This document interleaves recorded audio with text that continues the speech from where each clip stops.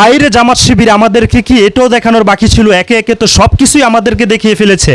এই জিনিসটা কখনো দেখতে পাইনি, আজকে এই জিনিসটা স্পষ্টভাবেই দেখতে পেলাম। প্রাণপ্রিয় ভাই ও বন্ধুরা, দেখুন এখানে কি লেখা আছে।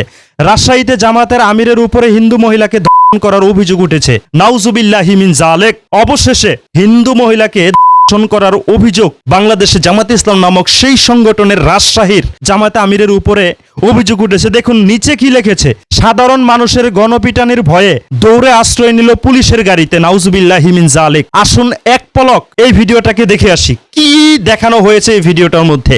এমন কি কাজ করে ফেলেছে রাজশাহী ইউনিয়নের জামাতের আমির, আসুন দেখে আসি। আরে বাপরে বাপ, কি দৌড়টা দিছে আপনারা দেখছেননি? এক দৌড়ে একদম পুলিশের গাড়ির মধ্যে উঠে গেছে। আর এই যে পুলিশগুলা আশেপাশে আছে আর মানুষজন কিন্তু তারা দাওয়া দিতেছে। তার নামে যে অভিযোগটা উঠছে এটা কি, রাজশাহীর ইউনিয়ন জামাতের আমিরের উপর হিন্দু নারীকে ধর্ষণ করার অভিযোগ উঠেছে। সাধারণ মানুষের গণপিটানের ভয়ে দৌড়ে আশ্রয় নিল পুলিশের গাড়িতে। আপনারা হয়তো দেখতে পাচ্ছেন কি পরিমাণে দৌড় দিয়েছে। দৌড় দিয়ে এক দৌড়ে দেখুন গাড়ির মধ্যে উঠে গিয়েছে। মানে একে একে সবকিছুই কিন্তু তারা দেখিয়ে ফেলেছে। তাদের নামে কিন্তু একে একে সবকিছুই আমরা দেখতে পেয়েছি। কয়েকদিন আগে তাদের এই সংগঠনের একজন মানুষ তৃতীয় একটা মানুষের কাছে গিয়ে টাকা না দিয়ে চলে এসেছিল, সেটা কিন্তু আমরা দেখেছি। তারপরে বিধবা নারীকে প্রেগনেন্ট বানিয়ে দিয়েছিল, সেটাও দেখেছি। তাদের সংগঠনের এমপি গাজী নজরুল ইসলাম সাতক্ষীরার মধ্যে কি আকামটা করেছিল সেটাও কিন্তু আমরা দেখেছি। মানে এমন কোনো আকাম কুকাম নাই যেটা আমরা তাদের সংগঠনের মধ্যে দেখতে পাচ্ছি না। সব কিছুকে একদম পিছনে ফেলে তারা শুধু রেকর্ড চেঞ্জ করছে, একটার পরে একটা রেকর্ড ভাঙছে। তারা নিজেরাই নিজেদের রেকর্ড ভাঙছে। তাদের রেকর্ড অন্য কেউ ভেঙে ওভারটেক করতে পারছে না। তাদের উপরে কেউ এই সমস্ত কাজগুলোকে করে যেতে পারছে না। দেখুন এবার হিন্দু নারীকে ধর্ষণ করার অভিযোগে সাধারণ জনগণ তাদেরকে গণপিটানি দিচ্ছে, তার ভয়ে দৌড়ে গিয়ে পুলিশের গাড়ির মধ্যে আশ্রয় নিয়েছে। এটাও কি দেখার বাকি ছিল আমাদের? এটা কি কখনো দেখা হয়েছে কোন সংগঠনের? এ বাংলাদেশে যত সংগঠন আছে কোন সংগঠনের বিপক্ষে কি এমন কোন অভিযোগ উঠেছে? আমার কাছে তো মনে হয় না, আমার জীবনেও আমি এমন অভিযোগ দেখিনি। তারপর আবার রাজশাহী ইউনিয়নের জামাতের আমিরের বিপক্ষে এমন ঘটনা ঘটেছে। নাউজুবিল্লাহি মিন জালেক। আসুন বেশি কথা না বাড়িয়ে আসলে একটু ভিডিওটা দেখার চেষ্টা করি।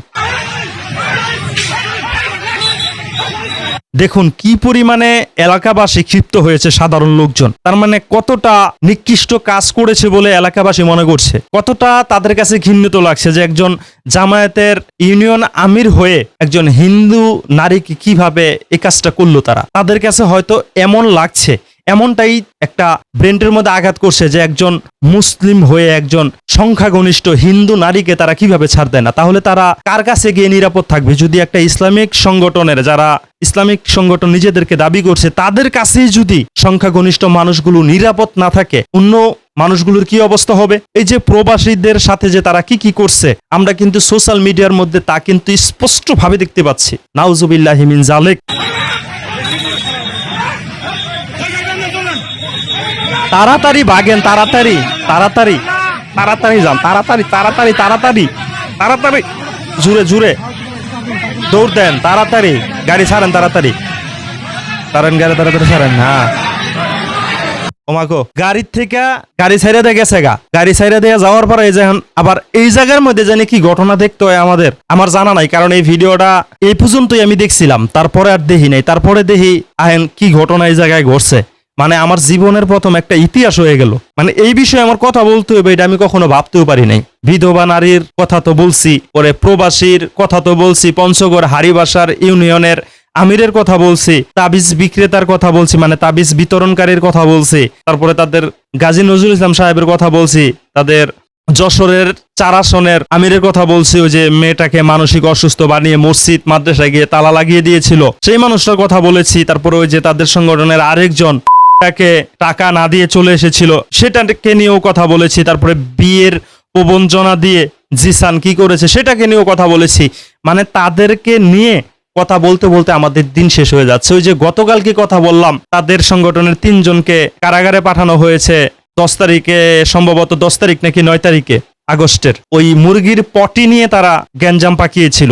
মানে এমন কোনো ইস্যু নাই, সে সমস্ত ইস্যুর মধ্যে তাদেরকে আমরা দেখতে পাচ্ছি না। এটাকে আপনারা কিভাবে নিচ্ছেন? অবশেষে একজন হিন্দু নারীকে ধর্ষণ করার অভিযোগে জনগণ তাদেরকে তাড়িয়ে দিচ্ছে, গণপিটানির ভয়ে পুলিশের গাড়িতে আশ্রয় নিয়েছে। আসুন এখানে দৃশ্যটা একটু দেখি।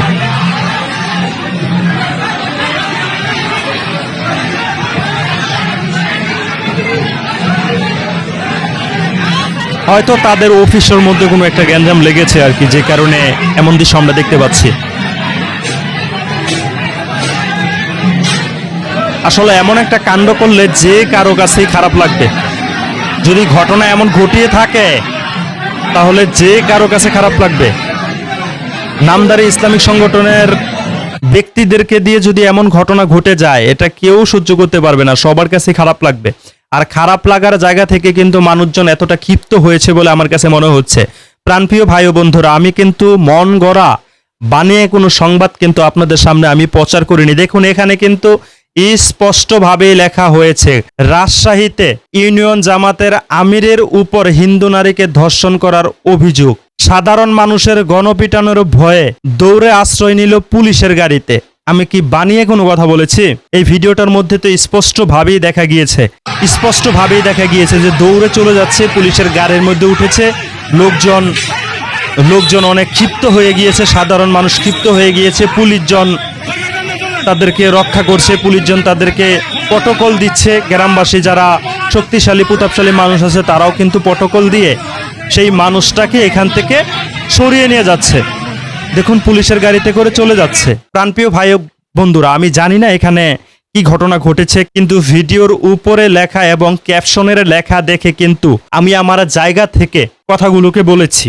আর আমি যে কথাগুলোকে বলেছি এগুলো কি কোনো মিথ্যে কথা ছিল? এগুলো তো খবরের চ্যানেলের মধ্যে প্রচার হয়েছে। সাতক্ষীরা আসনের 4 আসনের গাজী নজরুল ইসলামের কথা কিন্তু বড় বড় নিউজ চ্যানেলের মধ্যে এগুলোকে নিয়ে নিউজ করা হয়েছে। যে তাবিজ বিতরণের কথা, এগুলোকে কিন্তু নিউজ করা হয়েছে। তারপরে যে জিসানের কথা নিউজ করা হয়েছে, বিধবা নারীর সেই বিষয়টাকে নিউজ করা হয়েছে। পরে যে মুরগির পটিকে নিয়ে তারা বর্তমান কারাগারে আছে, এটাকে নিয়েও কিন্তু নিউজ করা হয়েছে। প্রবাসীর ঘরে যে তাদেরকে ধরছে, এটাও কিন্তু নিউজ করা হয়েছে। তো আমি নিউজের বাহিরে, খবরের বাহিরে কিন্তু কিছু বলিনি। আর এই ভিডিওটার মধ্যে আমি যা দেখতে পেয়েছি তাই বলেছি। আমাকে এসে বকাবাদ্য দিয়ে কোনো লাভ নাই। এটা কতটা সত্য না, এর দায়ভার আপনাদের নিতে হবে। আপনারা যে সেই সংগঠনের সাথে যারা জড়িত আছেন, আপনারা এই কথাগুলোর খণ্ডন করেন।